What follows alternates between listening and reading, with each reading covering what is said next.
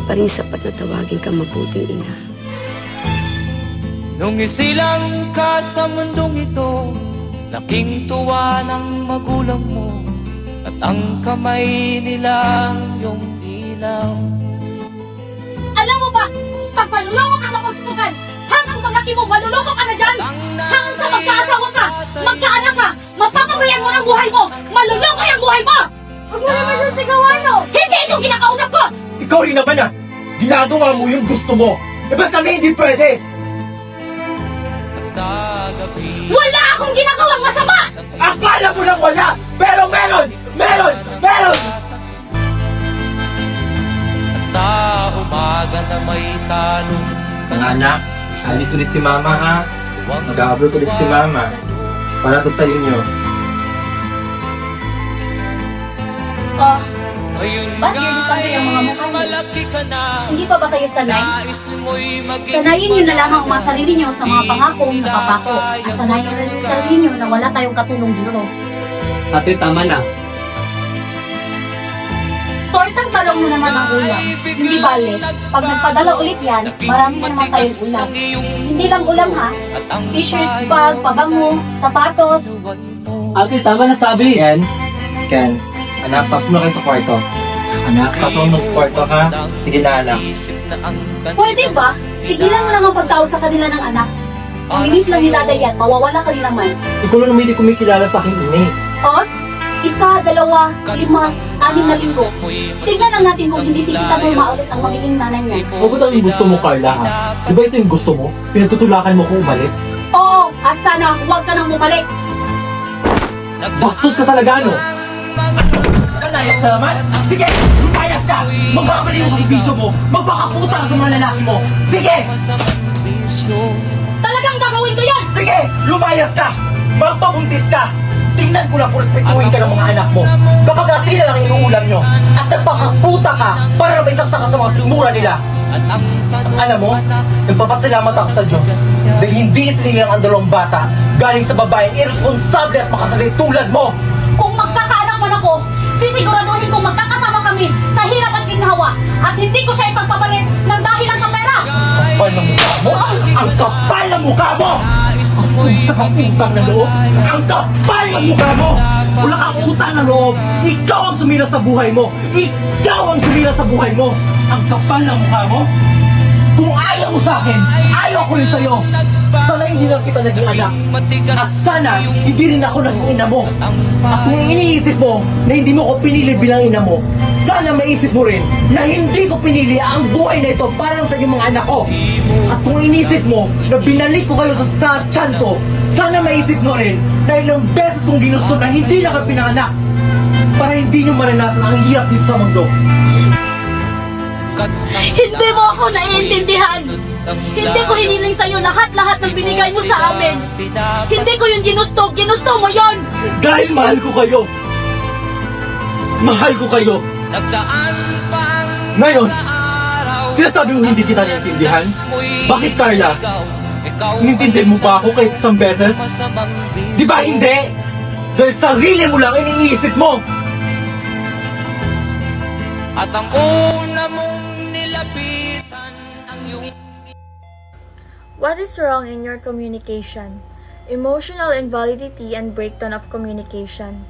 The son feels that his mother's actions affect the family, but he believes she refuses to acknowledge their consequences. Instead of discussing the issue calmly, both become defensive. The mother immediately denies her wrongdoing by saying, "Wala akong ginagawang masama," while the son expresses his frustration through accusations and anger. Neither side truly listens to other, causing the conflict to escalate into violence. How will you bring positive change? Practice active listening, express feelings respectfully, avoid blaming language, and create opportunities for open and honest conversations. Both parent and child should acknowledge each other's emotions and work toward understanding rather than winning the argument. Example, instead of shouting, "Ikaw din naman ang gumagawa ng gusto mo," the child could say, Nay, nasasaktan ako dahil pakiramdam ko hindi mo naiintindihan ang nararamdaman ko. The parent could say, Anak, gusto kong maintindihan ang nararamdaman mo. Pag-usapan natin ito na maayos. This allows both sides to express their feelings respectfully and work toward resolving the conflict through understanding and communication. Lack of empathy and understanding. What went wrong? Carla focuses on her feelings of abandonment and refuses to recognize her mother's sacrifices. On the other side, Juicy focuses on the hardship and endured as an OFW and fails to fully acknowledge her daughter's emotional pain. So, both are more concerned with defending themselves than understanding each other's perspective. How to solve if a person lacks empathy and understanding? First, practice empathy and active listening. Put yourself in the other person's shoes and try to understand how they feel. Listen carefully to what they're saying instead of thinking about what to say next. Second, allow each person to express feelings without interruption or judgment. Give everyone a chance to speak freely about their feelings, then let them finish talking and avoid criticizing or judging them for how they feel. Third, acknowledge each other's experiences and emotion before responding.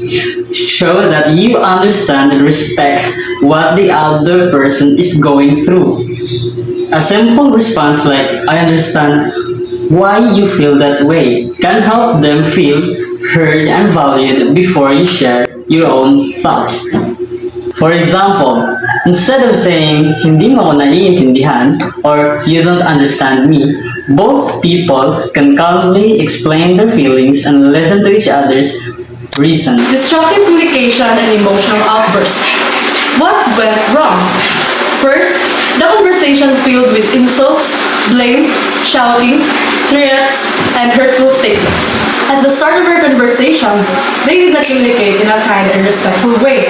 Instead, they used hurtful words, blamed each other, shouted, and made threats which made the situation worse. Second, both parties communicate through anger rather than respectful dialogue.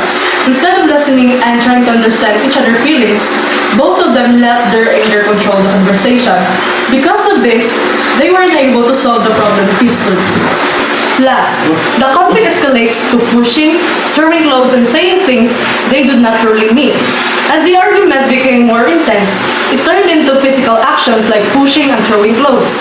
They also said hurtful things that they did not really mean because they were overwhelmed. How to solve it? Control emotions before discussing sensitive issues. Use respectful language and avoid personal attacks. Focus on the problem instead of blaming the person. Take a break when emotions become overwhelming and continue the conversation when both sides are calmer. Example, instead of saying, sana hindi na lang kita naging anak, the parent could express his disappointments without attacking the child's identity or worth.